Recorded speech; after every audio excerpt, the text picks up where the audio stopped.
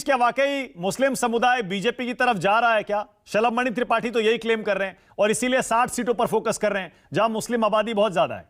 देवाशीष, मानक जी, आपको ध्यान होगा सितंबर में भारत जोड़ो यात्रा शुरुआत हुई और जब भारत जोड़ो यात्रा की शुरुआत हुई तो हमने एक नारा दिया कि नफरत को छोड़ो और भारत को जोड़ो।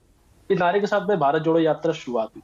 जैसे ही भारत जोड़ो की यात्रा शुरुआत हुई और उसको जो रिस्पॉन्स मिला तो पहले तो भारतीय जनता पार्टी ने बड़ा मजाक बनाया कि भारत जोड़ो यात्रा में कोई नहीं आएगा, कोई इसका रिस्पॉन्स नहीं होगा और ये लोग तो घूमने निकले हैं, कहाँ पैदल चल पाएंगे, तमाम तरह की बात हुई।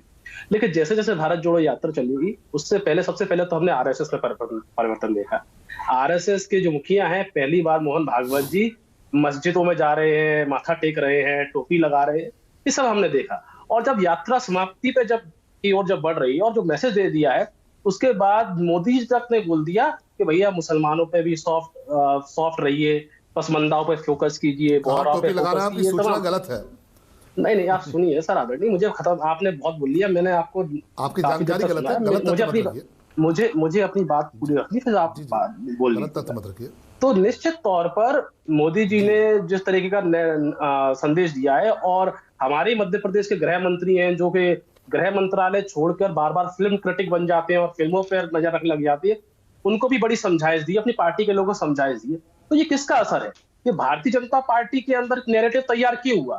कि भारतीय जनता पार्टी के अंदर नैरेटिव इसलिए तैयार हुआ है कि वो ये समझ गए हैं कि ये देश अब विघटनकारी सोच से, नफरत से नहीं चल पाएगा, इसमें प्यार, मोहब्बत और भाईचारा की बात करनी पड़ेगी, इसलिए इनको मुसलमानों की याद आ रही। रही बात ये कहने की कि मुस्लिम इनको वोट देता है नहीं, वो मैं उस डिबेट पे नहीं पढ़ना चाहता, लेकिन निश्चित तौर पर ये तो सच है कि जब बुलडोजर चलाया जाता है तो किन के लोगों के घर में बुलडोजर चलता है, किन लोगों को टारगेट किया जाता है।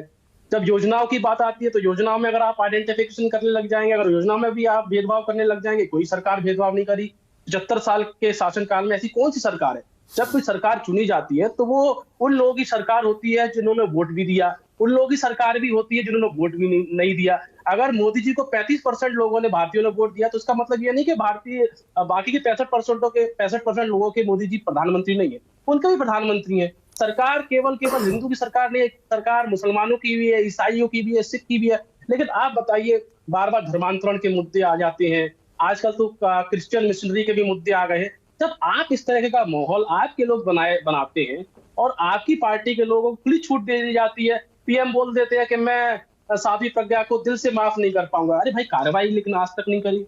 साक्षी महाराज बयान दे, तमाम लोग बयान दे देते हैं और फिर आप बोलते हैं कि नहीं, ये हमारी पार्टी का तो एजेंडा नहीं है। तो कांग्रेस पार्टी में कोई एक बंदा बयान दे देता है तो पूरी कांग्रेस पार्टी का बयान हो जाता है। लेकिन भारतीय जनता पार्टी में सिटिंग मंत्री, सिटिंग विधायक, मतलब आप इशारों में देवाशीष, आप ये कह रहे हैं दिग्विजय सिंह ने सर्जिकल स्ट्राइक का जो सबूत मांगा है उससे कांग्रेस पार्टी सहमत नहीं है, यही कह रहे हैं ना आप? नहीं, कांग्रेस पार्टी ने तो अपना स्टैंड दे दिया है और कांग्रेस पार्टी ने ये कहा है कि सर्जिकल स्ट्राइक, पुलवामा हमले का जो जवाब है जो देश को देना चाहिए वो सर्जिकल स्ट्राइक नहीं है।